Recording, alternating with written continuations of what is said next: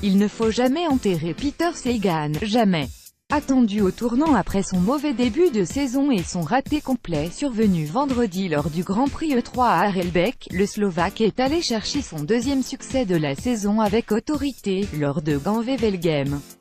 Plus rapide que ses rivaux sur les routes flandriennes, le champion du monde a dominé Elia Viviani, Quick-Step, Arnaud Démare, Groupama FDJ, et Christophe Laporte, Cofidis, sur la ligne après un superbe sprint. Invincible dans ce final de Gand-Wevelgem, Sagan a signé son plus grand succès en 2018 et pris date pour le Tour des Flandres qui se déroulera dans une semaine jour pour jour. Sagan et Gand-Wevelgem, c'est une histoire qui marche. Double vainqueur en 2013 et 2013, le leader de la formation Bora Hansgrohe a rejoint au palmarès les 4 coureurs qui comptent 3 succès depuis que la course est ouverte aux professionnels, 3 Belges, Rick Van Looy, Eddy Merckx et Tom Boonen, et un Italien, Mario Cipollini.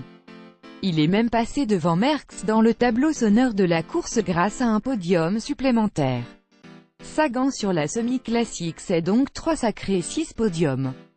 Une emprise énorme. Une course cadenassée. Il n'y a pas eu une bagarre énorme sur les routes flandriennes dimanche. Incapables de sortir du groupe des favoris dans le final de la course, les spécialistes des Flandriennes n'ont jamais réussi à jouer leur carte personnelle et laisser les sprinters s'expliquer à nouveau. Ni Philippe Gilbert, qui a forcé les choses lors du dernier passage sur le Mont Kemmel, ni Greg Van Avermaet, muselé, n'ont réussi à tirer leur épingle du jeu. Tenant du titre, le Belge n'a jamais pu profiter du gros travail de ses coéquipiers Stefan Kung et Michael Schär. D'autres costauds comme Jasper Stuyven, Trek et Sepp Van Mark EF Education First Drapac ont montré les muscles aussi, mais sans succès. Le sort de cette édition 2018 s'est, lui, joué lors du dernier passage dans le Mont Kemmel où les favoris ont tous pris la poudre d'escampette et laissé les coureurs plus faibles et malchanceux derrière. Alexander Christophe piégé, Tony Galopin pris dans une chute à 48 km de l'arrivée.